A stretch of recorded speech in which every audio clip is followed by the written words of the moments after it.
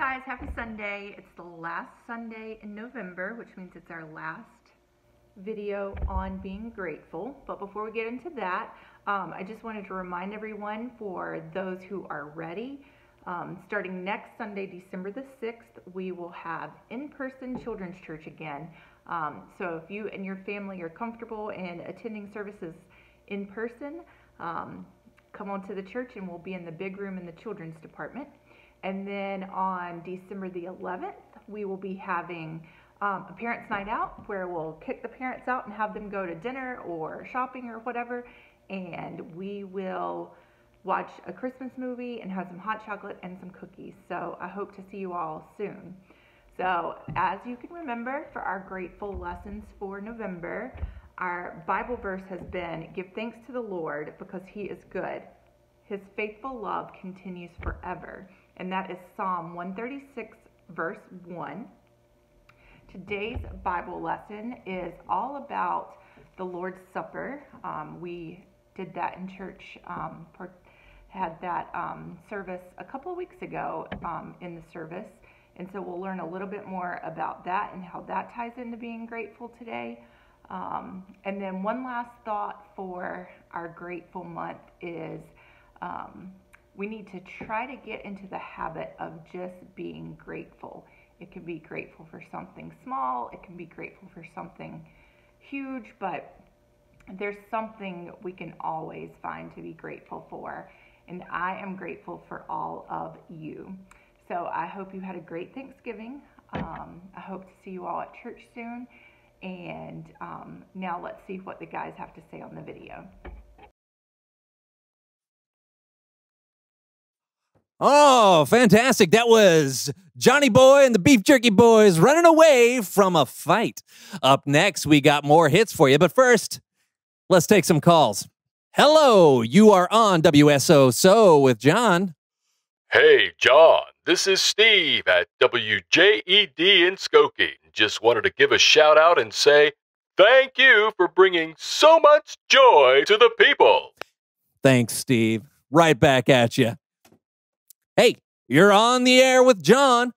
John, this is Barb and Vidalia at WON. Just wanted to say thank you. You're sweeter than honeycomb dipped in molasses. Keep up the good work, sugar. Thanks, Barb. Hello, talk to me. Hi, this is Brandon, your co-host on the So-and-So Show. I wanted to give you a shout out and say, you're the best host ever. But seriously, Brandon, if anyone is the best host ever, it's you, buddy. Yeah. How about some music from Planet John's Keytar hit, Chain Reaction of Love? You're not the only one who's good at impersonations. Whoa.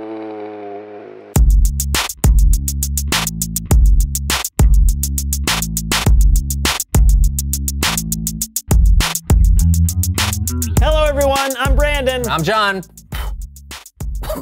And welcome to the So-and-So Show. So, John. Hey, Jabberwocky is a nonsense poem written by Lewis Carroll, included in his novel Through the Looking Glass. Yeah. Okay, John. Yeah. I mean, are you going to do the show with me today? Oh, yeah. Yeah, I just have to get my daily reading in. Okay, right now? Yeah. I mean, it's important to make a habit of reading a little bit every day, kids. Yeah, I mean, yeah. Today I'm reading this classic, The Jay in Kekalapadaya. Do you have to read it in the middle of the show? I've missed a few days and I'm trying to catch up.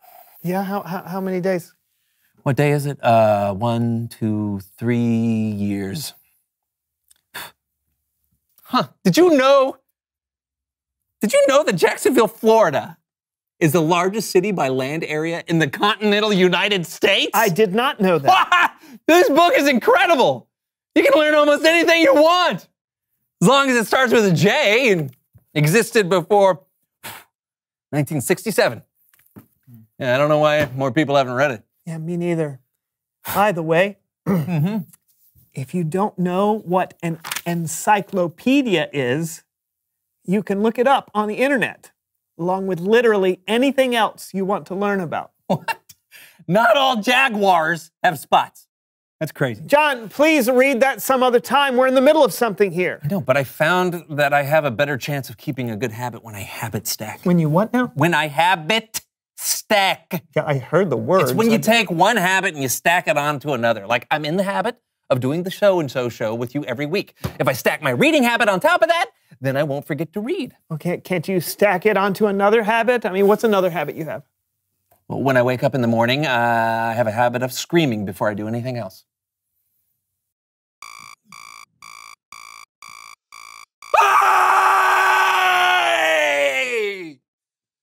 Why in the world? Clears the lungs. Oh, fine. Okay, why don't you habit stack reading after your morning scream? Oh, because after my morning scream, I drink my morning coffee.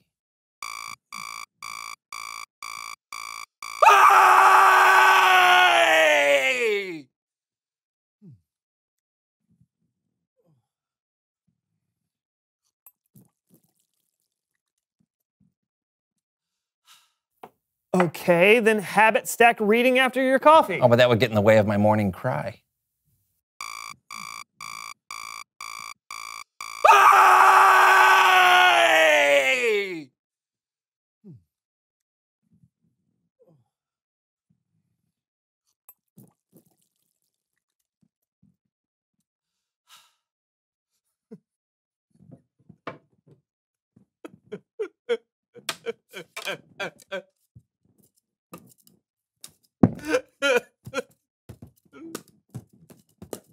Is the paddleball part of it? Habit stacking. Okay. So you've got a full morning. Uh-huh. All right. But we've got to figure out some place to stack your reading habit. Okay, we can make a game of it. Oh, no. Oh, yeah! Habit Stacking Heroes. The game is easy. Instead of doing habits one after another, we're gonna do them all at once. Whoever can do the most good habits at the same time wins. Make sense? Not at all. Let's play. Ready, set, go! Brush your teeth. Okay.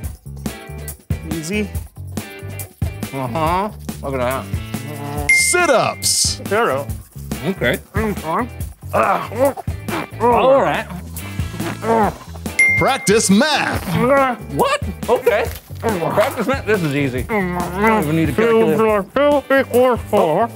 Vocal warm-ups. Oh. Cats can't kick cups. Cats can't kick cups. Do the bicycle. Cats can't kick cups. You're both winners. Really? Hey, I've never felt more productive. It's Bible story time with Cameron.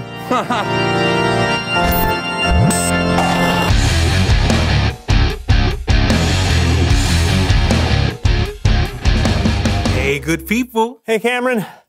Thanks again for taking our friend Kellen's place this month. Anytime. What's going on with you guys today? Habit stacking. You want to try? Trust me, Cameron, it's a hard no. Okay, but habits can be good sometimes. In fact, today we're talking about a habit that began thousands of years ago that's still happening today. Awesome. Take it away, Cameron. You've probably heard of the Lord's Supper, or maybe you've heard it called communion, or even a really fancy word like Eucharist. Different people observe the Lord's Supper in different ways, sometimes every week or every month, or maybe a few times a year. Sometimes people use bread and wine, sometimes they use juice and crackers. But even though everyone does it a little bit differently, the reason they do it is the same. They do it to remember. When Jesus and his disciples were having their Last Supper together, they themselves were remembering something called the Passover. Hundreds of years before Jesus, God's people, the Israelites, were slaves in Egypt. And God chose a man named Moses to rescue his people from the Egyptian Pharaoh. Moses said, Let my people go. but the Pharaoh refused, so God sent 10 plagues. Frogs, sick animals, flies. But the 10th plague was by far the worst. Moses warned Pharaoh that if he didn't let God's people go, every firstborn son in Egypt would die, including Pharaoh's own son. But Pharaoh refused. God gave the Israelites a way to protect themselves from what was coming. They were to sacrifice a lamb, then spread some of its blood on the doorframe of their houses. This would be a sign for God to pass over that home and not harm anyone inside. That night, those with the blood of the lamb on their doorframes were spared. But Pharaoh's firstborn son died, along with every other firstborn son in Egypt. So Pharaoh sent the Israelites away. After hundreds of years in slavery, they were finally free.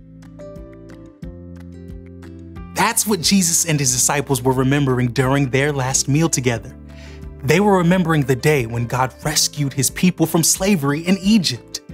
But Jesus was about to give the celebration a whole new meaning for you and me. When Jesus had given thanks, he broke the bread and he said, "This is my body. It is given for you. Every time you eat it, do it in memory of me." After supper, Jesus took the cup of wine and said, "This cup is the new covenant in my blood. Every time you drink it, do it in memory of me." Jesus knew that God had a plan for another incredible rescue. This time, he would rescue the whole world. And this time, Jesus himself would be the sacrifice. That's why we celebrate the Lord's Supper today. So we can show God how grateful we are to him for sending his son, and so that we can get in the habit of remembering how Jesus gave his life to save you and me. The end. Wow. Right? Yeah, it's so cool to think that when we take communion or the Lord's Supper, we're literally doing something that Christians have been doing since the beginning of the church. And that's over 100 years. Try 2,000 years. I say again, wow. Yeah. It's important for us to have things we do regularly that can remind us to be grateful to God. Hey, you ought to have it stack that, John. Yeah, I'll put that right after my morning cry. You see, Cameron? You don't have to explain. Okay. Thanks for the story, Cameron. You bet, guys. See you next time. Looks like we've got some remembering to do, John. I'm ready to try, but it's just hard for me. I can't even remember to send my Aunt Maisie a thank you card for my graduation present. Your graduation? Oh, yeah, I've been meaning to do it for 25 years. Reveal the question! What helps you remember to be grateful? Well, doing the Lord's Supper helps me remember to be grateful for what Jesus did for us. Yeah, and being outside can help me remember to be thankful for all the beautiful things God made. Yeah, what about you? What helps you remember to be grateful? Not just to God, but to people too. Yeah, talk about it together. And we'll see you next time on the So and So Show. And I'll be moving on to the K in the Encyclopedia. Can't wait to tell you the major export of Kirkarikachistain. Kirkarikachistain. I can't wait either. Bye. Bye.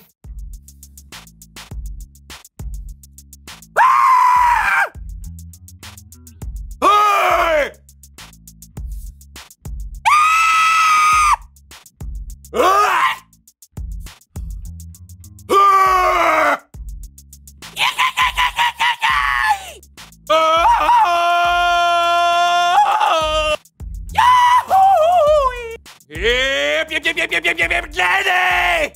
Farley, Farley, Farley, Farley!